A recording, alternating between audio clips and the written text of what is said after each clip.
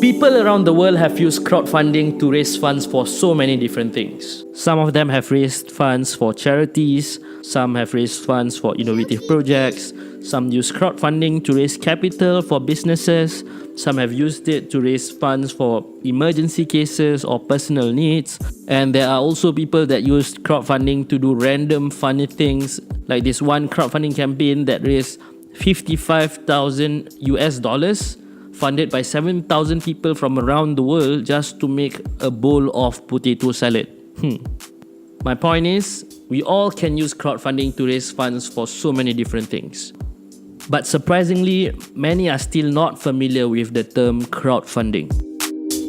Hi, my name is Tengku Syamel, one of the founders of SkolaFund.com, which is a scholarship crowdfunding platform. If you are not familiar with crowdfunding, then this video is made especially for you. By the end of this video, you should be able to understand what crowdfunding is. First and foremost, let's have a look at the term itself, which is crowdfund. You can tell just by looking at the word that it is made up of two words, which is crowd and fund. The word crowd means a large group of people, whereas the word fund means money. So in short, the word crowdfund means to raise funds from a large group of people. That's about it. That's the simplest definition of the term crowdfunding.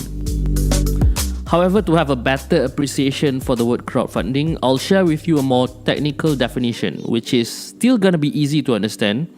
And this definition can be broken down to 5 parts.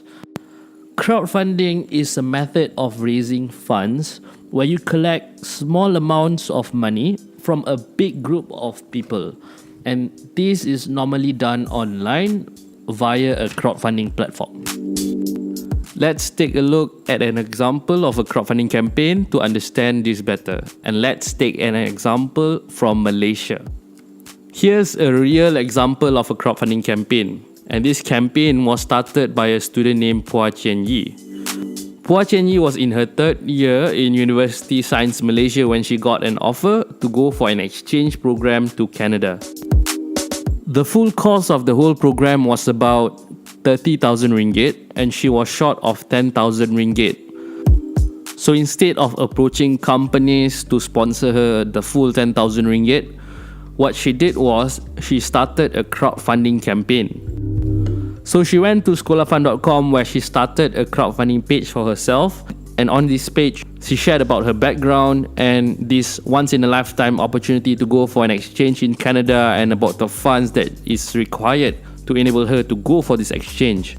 She then actively promoted her crowdfunding page on social media and on WhatsApp to get the support of her friends and families and other people on the internet to pledge whatever amount that they wish to her campaign. At the end of her campaign, she actually managed to raise 13,000 ringgit, which was funded by 286 individual sponsors. There were people that sponsored as low as 5 ringgit, and there were also people that sponsored 1,000 ringgit. The average amount given to her campaign was about 47 ringgit.